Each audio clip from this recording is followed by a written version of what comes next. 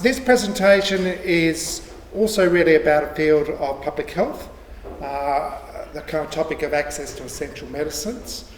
And really I've been thinking about, with the present COVID crisis, some of the enduring issues and problems and challenges with Australia's framework for access to essential medicines. So my argument is that our patent system has not been very well designed to deal with public health and pandemics.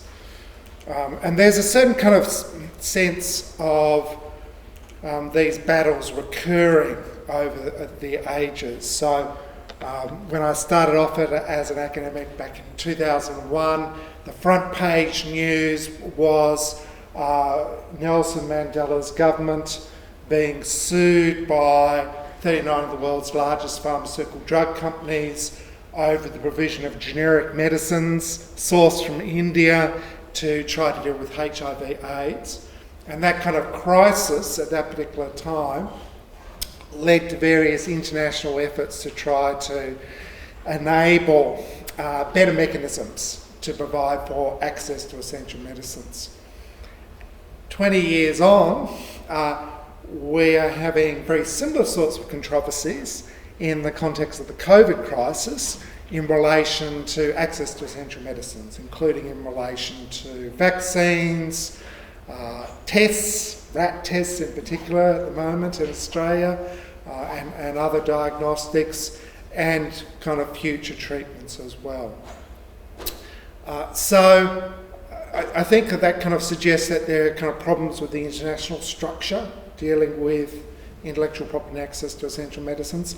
But there's also, I think, some inherent issues and problems in the way in which Australia has been approaching some of these issues.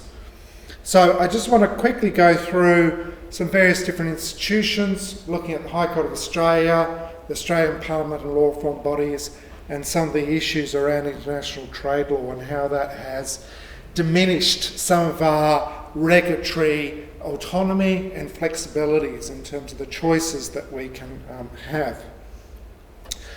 So in relation to battles in the High Court of Australia, so the High Court of Australia is at the apex of our judicial system. Normally cases dealing with matters of intellectual property come first through the Federal Court of Australia, and then the full court of the Federal Court of Australia, and then the High Court in certain matters will take on certain cases. There's often been kind of tensions within the hierarchy within Australia. So IP Australia has the Patent Office, and that's the administrative body. Historically it's kind of taken quite a positive view towards patent applications in relation to the life sciences and healthcare and the medicines. The Federal Court of Australia and the full Federal Court of Australia have also been quite interested in a proprietarian approach to intellectual property, particularly around patent rights. The High Court of Australia, though, has been a little bit more complicated. It's been often very much dependent upon the dominant personalities within the 7-judge court. For a long while, the dominant personality was Justice Gummow, who had a very proprietarian approach to patent rights. He was often in kind of conflict with his kind of colleague Justice Kirby. Justice Kirby has always been very kind of conscious of the impacts of patents upon public health.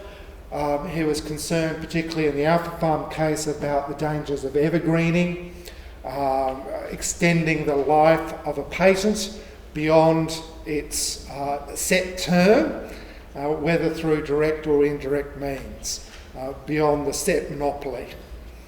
So that kind of conflict for many years kind of animated the approach of the High Court of Australia to matters around patent and public health. Once Chief Justice French joined the High Court of Australia, the approach became a little bit more unsettled. In certain matters, French, who's a scientist, a physicist by training, was willing to allow a very broad approach to patentable subject matter, particularly in a case dealing with methods of human treatment. But on other occasions was kind of concerned about there being an exorbitant monopoly in relation to patents. So in the Myriad case, which dealt with patents for genetic testing for breast cancer and ovarian cancer, he was of the view that the patent claims by a Utah biotech firm were really an effort to claim information and therefore were not permissible patentable subject matter. More recently, we've had Chief Justice Kiefel in charge of the High Court of Australia on certain IP matters like the plain packaging case and the Myriad case. I guess she's demonstrated kind of an interest in kind of public health concerns. But thus far, we haven't really had any kind of test cases in relation to patents relating to vaccines or tests in the COVID era. So some judicial progress here and there, but nothing necessarily systematic. In the Australian Parliament, the topic of access to medicines has periodically popped up. I kind of remember lobbying Julia Gillard when she was a shadow health minister, and she was launching a campaign against the Howard government at the time over the Australia-United States Free Trade Agreement, and was kind of complaining about the dangers of evergreening of patents. So on occasion, interest in the topic has spiked, but often the topic is so complex and technical that they have spun off inquiries to specialist law reform bodies. So the Australian Law Reform Commission was asked to investigate gene patents, made various recommendations in relation to experimental use and compulsory licensing and Crown use. The Gruen Report was a specialist inquiry set up by the Gillard government to have a look at the impacts of pharmaceutical patents. Really interesting empirical research suggesting that patent term extensions and evergreening of patents was being very costly in terms of the Australian economy. The coalition then came to power and that report kind of was not acted upon. The Productivity Commission, who has been very kind of concerned about policy-based work around intellectual property, looked at the totality of intellectual property, but they're particularly concerned about some of the imbalances within the patent system, and they recommended that the thresholds for patent validity should be set higher and that there should be a broader array of exceptions and defences. Some of those recommendations have been implemented by the coalition government, particularly around patents. The ACCC has been interested in some of the competition impacts of patents, but has not necessarily taken much in the way of test cases. The Biden administration has appointed Lena Khan as the chair of the Federal Trade Commission, who's a hipster antitrust buster, and there's a new enthusiasm within the United States for investigating some of the competition impacts of intellectual property. Just to wrap up, I just want to really note that in many ways Australia's policy flexibilities have been increasingly limited by various international agreements. So the TRIPS agreement in 1904 laid down a multilateral framework with minimum standards and norms in relation to intellectual property. Australia then adopted TRIPS Plus standards as part of the Australia-United States Free Trade Agreement. We nearly adopted the Anti-Counterfeiting Trade Agreement, which would have some border restrictions on the distribution of medicines, but the European Parliament successfully led a rebellion against that.